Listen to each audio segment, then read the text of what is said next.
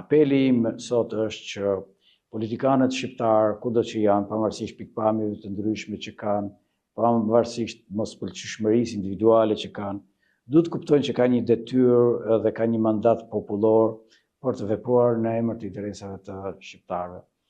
Gjithnjë më pak është hasur këto vitet e fundit të fjalë që interesi kombëtar. Pse?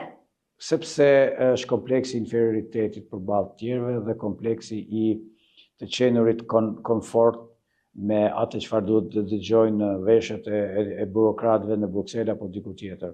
Por ne kemi qenë ata që kemi ndryshuar disa herë qëndrimin në raport me Kosovën për luftën e UÇK-s, kur Shtetet e Bashkuara i kanë quajtur organizatë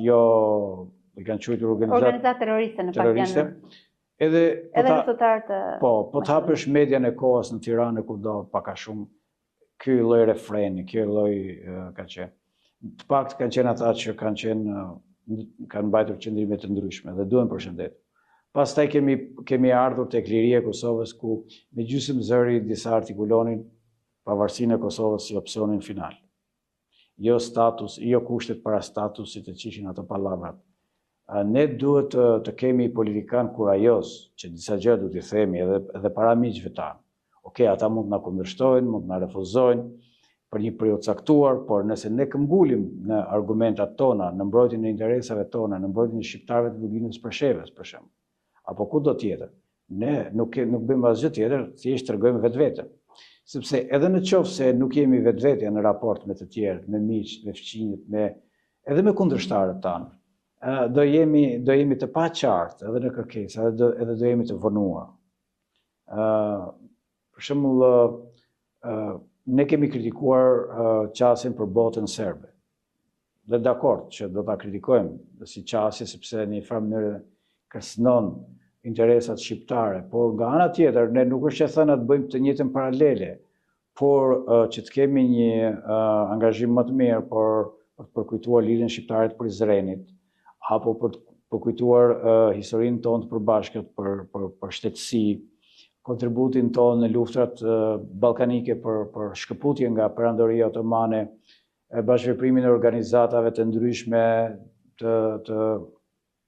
në Maqedoni, për shembull, të organizatave shqiptare dhe atyre të VMRO-s e tjerë me radhë. Pra, ne kemi çfarë të tregojmë si një kombë dhe nuk duhet kompleksohemi që të sillemi si tillë dhe nuk duhet të jemi sipërfaqësor që vetëm krenohemi me disa figura, për shembull për Nën Terezën, për Skënderbeun, apo për artistë si Rita Ora e kështu me radhë, apo futbollistë të tjerë, dhe ndërkohë në anën tjetër bëjmë një shkëputje dhe kur vjen fjala që neve pyetemi se, ore, çfarë mendoni ju, ku do jeni ju shqiptarët pas 30 vitesh, ne themi, këtë do të na e thonë tjerët, se ne nuk dim se çfarë do të bëjmë ne pas 30 vitesh.